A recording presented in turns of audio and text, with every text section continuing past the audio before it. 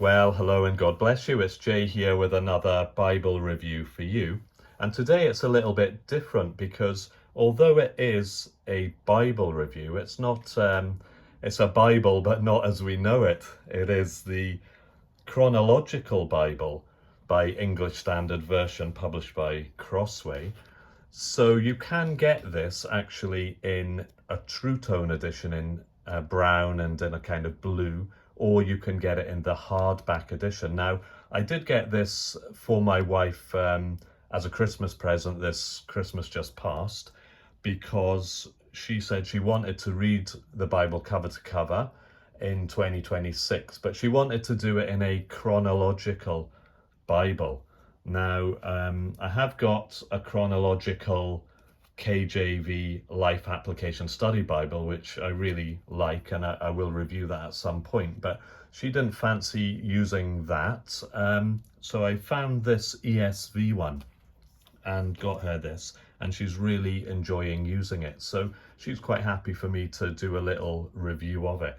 So it comes in this nice dust cover, which normally she has said she would normally take the dust cover off, but because it's such a nice looking, sort of understated, attractive cover, she has left it on because it's not the same underneath. And she did make the comment, if it was just a sort of replica underneath, she would probably have just covered it in a clear sort of vinyl paste down self-adhesive thing to keep it for years to come. But it is just hardback like that with no decoration at all on it. So put the cover back on.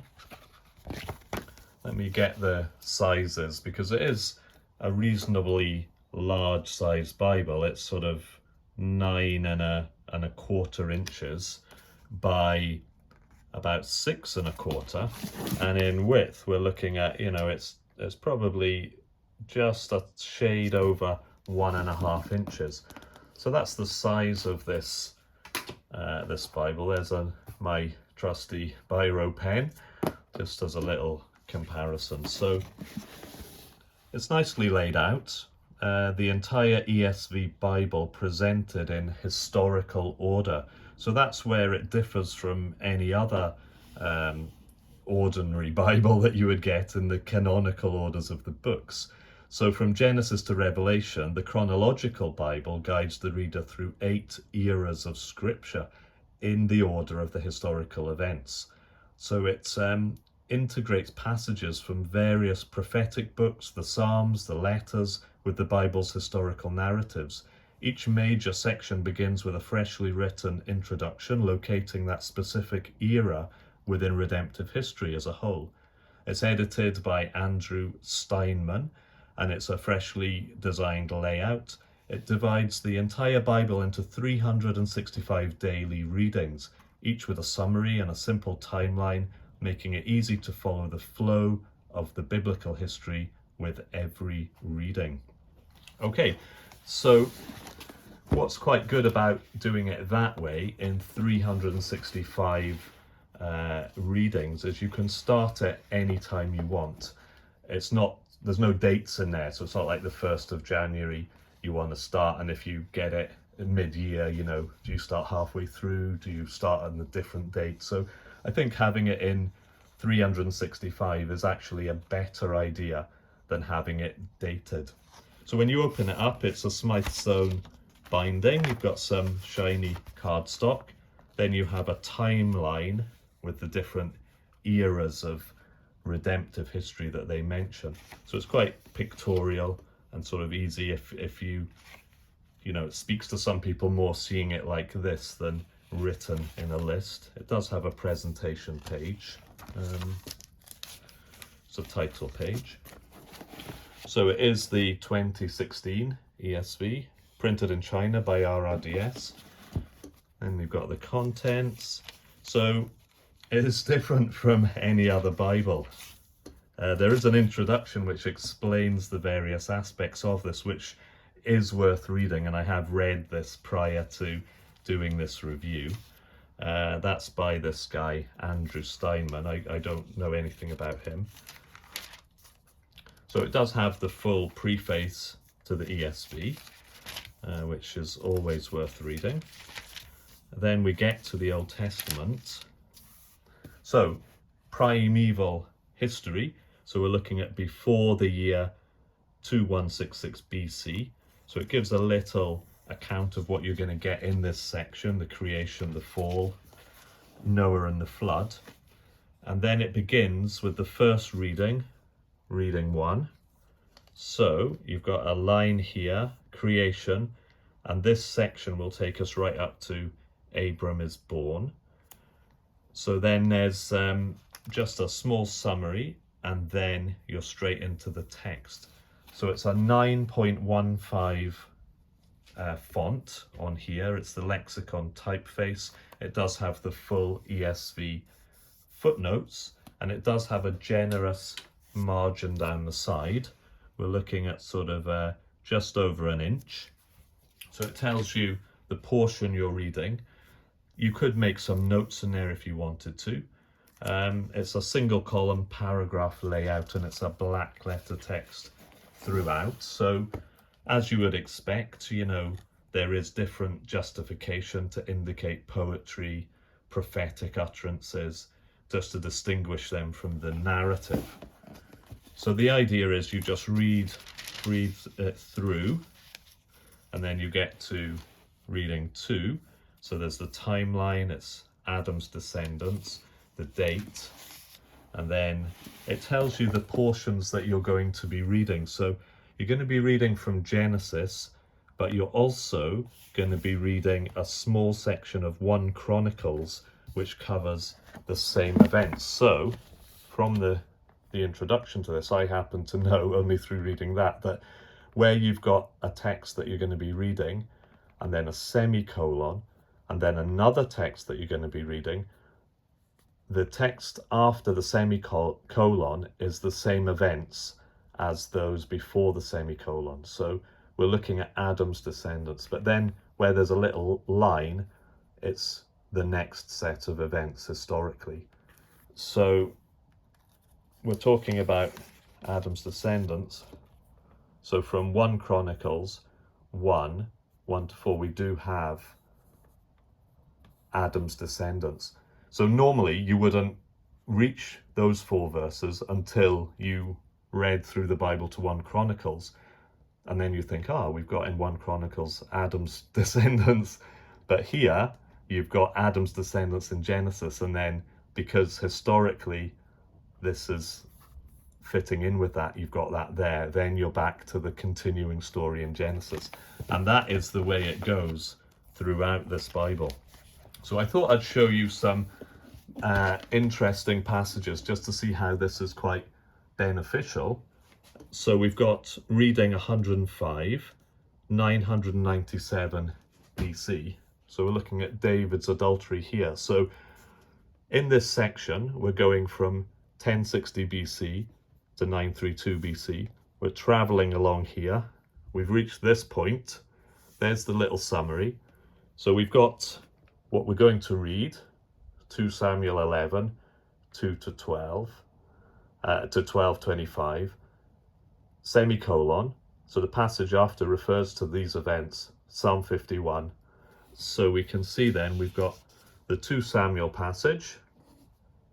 So on that day, you'll be reading that passage, which tells the sad story of David's fall into sin and adultery, and then his confrontation where Nathan confronts him with his sin.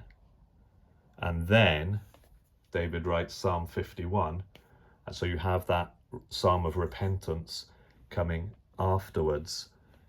On that day you read them both, whereas obviously reading the Bible in the normal way, you get to Psalm 51, you know that it's about David's sin, but you don't necessarily read the passage in Samuel as well.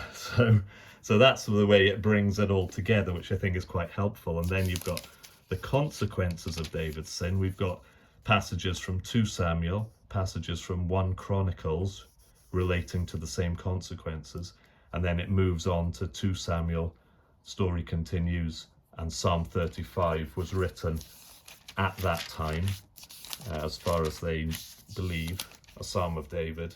So it comes in to the same daily reading. Then we're on to the next, the ark brought to Jerusalem, and so on. It's particularly useful when it comes to the Divided Monarchy sections, where you have various kings in the northern kingdom of Israel, the southern kingdom of Judah. So a lot of those events are told from different perspectives in Chronicles and in Kings. So this just brings it all together, where you're talking about the same events. So you'll read it one following the other, and you will notice then slight difference in emphasis between the writer of Kings and the writer of Chronicles, because they were writing about the same historical events, but with slightly different emphasis depending on the points that they were seeking to make to the readers. But it's good that it brings it all together with psalms which are relevant and written at that time as well. Again, another great sort of thing of this, and I say great, I haven't actually read this myself, but I do intend to do it at some point. And I think I like to read the Bible, if possible, annually, cover to cover, and I use the McChain daily reading plan, which I really like. It's about 4 chapters a day, but you're reading Old and New Testament, but not in this kind of chronological way. But this I think I would find very interesting. So reading 178, the year 767 to 740 BC, and we're looking at Azariah and Uzziah, the king of Judah. So we've got 2 kings, we've got 2 chronicles, we've also got Isaiah and Amos coming in here. So it details about Azariah, Uzziah, and then of course Uzziah dies. So in comes Isaiah chapter 6. In the year that King Uzziah died, I saw the Lord sitting upon a throne, high and lifted up. Isaiah chapter 6. Also, you do have, coming into it, Amos's prophecies.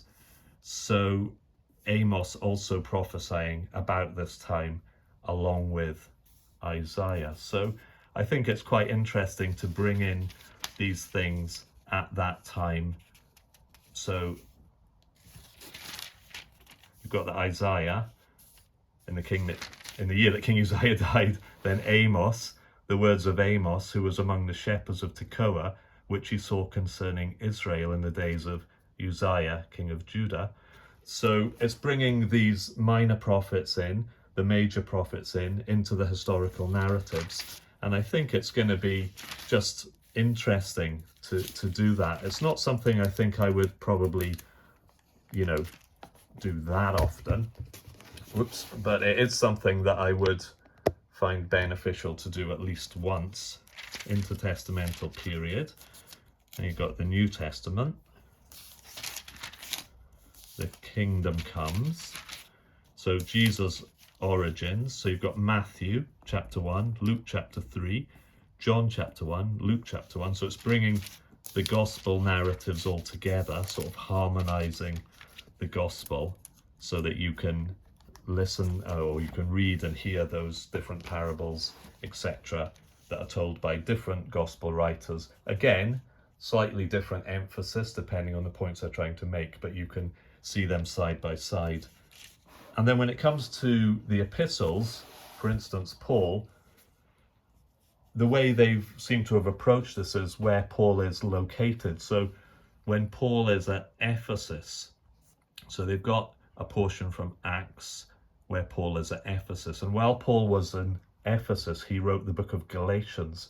So you'll read about Paul being at Ephesus, and then you will read Galatians, which he wrote from Ephesus. So that's the way they've sort of handled that. Paul at Ephesus and continuing with Galatians. Or, for instance, when Paul reaches Rome, Paul writes from Rome, So we see the timeline continuing, Jesus' crucifixion and resurrection. Peter and Paul are martyred. So we've moved along to here, little summary. So Paul is writing from Rome. So he is located in Rome, but then he's writing Colossians and Philemon from Rome. So you yourself read those letters to Colossians and to Philemon, which Paul wrote at that time when located in Rome. So that is the idea of this Bible. At the back then, you've got some resources. You have table of weights and measures. You have the Hebrew calendar and the daily reading index. So you can go to any given day of the 365, find out what you would be reading. So I suppose in theory, if you wanted to do this, but use your own Bible because you are familiar with the Bible that you love, that you're most used to, if you wanted to, you could use this to use those 365 days of a year and just tick them off as you read them in your own Bible. So you could read the Bible chronologically without using the chronological Bible, using your own Bible, but using this as a guide and ticking it off as you do it. And then when you've finished, you know you will have read your own Bible in a different way, which some of you might prefer to do, and possibly I myself would prefer to do it that way. And that actually has occurred to me just now, and that might be the way I do it when I actually get round to doing it. The other thing you've got at the back of here is a scripture index. So if you wanted to turn to a passage in this particular Bible, say you wanted to turn to John 3:16, it could be tricky to find John 3:16 in here because you wouldn't know where it was in there unless you came to the scriptural index and you worked your way through the books of the Bible and you found, where is the book of John? Aha, so you go, here it is. So John chapter 3 is located on page 1421. I'll turn to page 1421. I'll find my John 3:16 on that page. So that would be the way to utilize that. Then you've got this, which will appeal to those of you who love timelines.